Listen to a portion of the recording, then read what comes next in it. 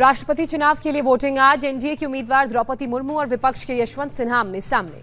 मुर्मू के पक्ष में बीजेपी के अलावा Shiv Sena, JMM, JDS, TDP, BSP, AIADMK, Akali Dal, BJD. Murmu के खिलाफ कांग्रेस समेत आरजेडी, समाजवादी पार्टी और टीएमसी। राष्ट्रपति चुनाव आज सुबह 10 बजे से शुरू होगा, शाम 5 बजे तक चलेगा। पीएम मोदी सुबह 10 बजे अपना वोट डाल सकते हैं। 21 जुलाई को मतों की होगी गिनती, 25 जुलाई को नए राष्ट्रपति की होगी ताजपोशी। राष्ट्रपति चुनाव से पहले यशवंत सिन्हा की अपील, ट्वीट के जरिए लिखा, अपनी अंतरात्मा की आवाज सुने और मुझे वोट दें। आज उपराष्ट्रपति पद के लिए भी नामांकन की प्रक्रिया शुरू होगी। एनडीए के उम्मीदवार जगदीप धनखड़ आज पर्चा दाखिल करेंगे। जगदीप धनखड़ ने पश्चिम बंगाल के गवर्नर के पद से इस्तीफा दिया। देर रात राष्ट्रपति ने धनखड़ का इस्तीफा मंजूर किया। विपक्ष ने मार्गरेट टलवा को बनाया उप राष्ट्रपति पद का उम्मीदवार। जगदीप धनखड़ से होगा इनका मुकाबला। आज से शुरू होने जा रहे संसद के मानसून सत्र के हंगामेदार होने के आसार। विपक्ष कई मुद्दों पर सरकार को घेरने की तैयारी में। सर्वदलीय बैठक में कांग्रेस समेत विपक्षी दलों ने सरकार को 20 मुद्दों की सूची सौंपी। महंगाई, अर्थव्यवस्था, अग्निपथ योजना, जम्मू कश्मीर और कश्मीरी पंडितों समेत कई मुद्दों पर चाहता है विपक्ष बहस। विपक्ष की सूची पर सरकार ने कहा, किसी भी मुद्दे पर चर्चा के लिए तैयार है, बशर्ते वो नियमों के मुताबिक हो।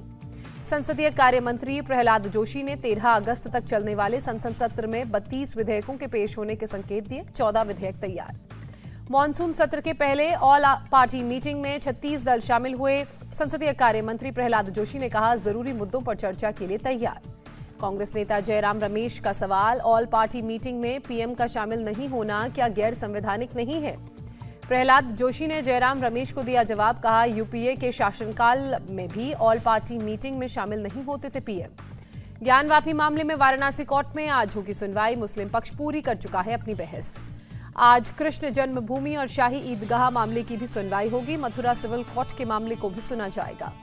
श्री कृष्ण जन्मभूमि मामले की वीडियोग्राफी की मांग पर इलाहाबाद हाईकोर्ट में आज सुनवाई। मनीष यादव ने श्री कृष्ण विराजमान की तरफ से दायर की है याचिका। याचिका में मनीष यादव ने सीनियर वकील को कोर्ट कमिश्नर नियुक्त करने की मांग की। तीस्ता सीतलवाड़ की जमानत याचिका पर आज होगी सेशंस कोर्ट में सुनवाई। पिछली सुनवाई पर कोर्ट ने गुजरात सरकार को जारी किया था नोटिस। आज पीएम मोदी स्प्रिंट चैलेंज का करेंगे अनावरण। भारतीय नौसेना में स्वदेशी तकनीक को बढ़ावा देना है लक्ष्य। भारत और चीन के बीच कोर कमांडर स्तर की 16वें दौर की बातचीत खत्म। सूत्रों के मुताबिक पूर्वी लद्दाख से डिसएंगेजमेंट पर होनी थी चर्चा। अमित शाह ने हर घर तिरंगा अभियान को लेकर की बैठक। 13 से 15 अगस्त तक 100 करोड़ से ज्यादा लोग अपने घरों में फहराएंगे तिरंगा। लखनऊ में लुलु मॉल के खिलाफ उठे विवाद के बाद मॉल प्रबंधन की तरफ से पत्र जारी किया गया। लिखा, कुछ स्वार्थी तत्व हमारे प्रतिष्ठान को निशाना बना रहे हैं। लुलु मॉल में नमाज अदा करने वालों के खिलाफ एफआईआर दर्ज। मॉल प्रबंधन ने प्राथमिकी दर्ज की। लुलु मॉल मामले में अफसरों पर गाजगिरी। सुभाष चंद्र शाक्य लखनऊ पुलिस कमिश्नरेट के साउथ जोन के नए डीसीपी बने। लुलु मॉल के बाहर सपा विधायक इरफान सोलंकी की पार्किंग में खड़ी गाड़ी पर हमला। बियर की बोतल से शीशा तोड़ा। समाजवादी पार्टी के विधायक इरफान सोलंकी का आरोप, पार्किंग में खड़ी उनकी गाड़ी को अनजान शख्स ने तोड़ा। पुलिस ने शुरू की मामले की जांच।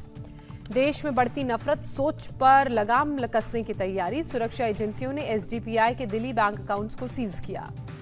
पटना पीएफआई केस में गिरफ्तार नूरुद्दीन जंगी की पटना हाईकोर्ट में हुई पेशी। कोर्ट ने 23 जुलाई तक न्यायिक हिरासत में भेजा।